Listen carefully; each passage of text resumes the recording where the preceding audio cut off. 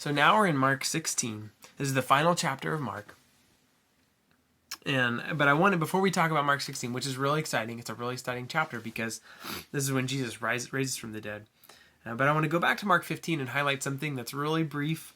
And I just thought this was a really helpful and interesting note to know. So when you're thinking our Space Pets categories, which is what we use, or what you can use as a tool to help you really get the most out of your Bible reading. This is probably a truth to believe. It just helps, and think of it as like an eyewitness account, verification for what really happened and what really took place. It says this in verse 44 in Mark 15. Pilate was surprised to hear that he should have died already, had already died. And summoning the centurion, he asked him whether he was already dead. And when he learned from the centurion that he was dead, he granted the corpse to Joseph. So what this is sharing is Pilate learns that he's dead. He's surprised that he's already died. And he verifies it with the centurion who was there. He asked him, the centurion confirms that, yep, Jesus really died. So then it picks up in Mark 16, when several women go to the tomb to anoint him. So it says, they're talking about this, who's going to roll away the stone to us from the entrance of the tomb? They're not sure how they're going to do that, but when they get there, they find that the stone has already been moved. They step inside and they see someone dressed in a white robe. It says, and they were alarmed. And I'm going to read this starting in verse 6. And he said to them, do not be alarmed. You seek Jesus of Nazareth, who was crucified.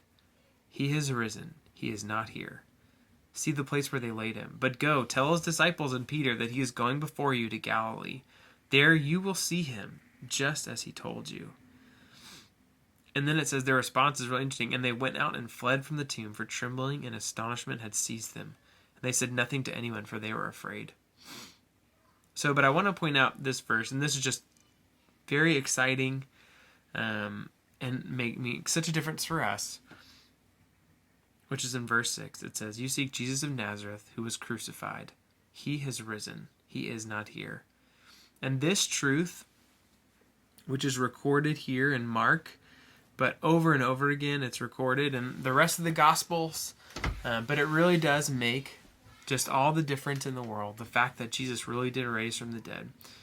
This is really what our faith is built on, the fact that Jesus really did die, and he really did actually rose. A real man died, a real man rose from the grave. And so the invitation to you then is just to give thanks to God that he overcame sin and death through Jesus and raised him from the dead.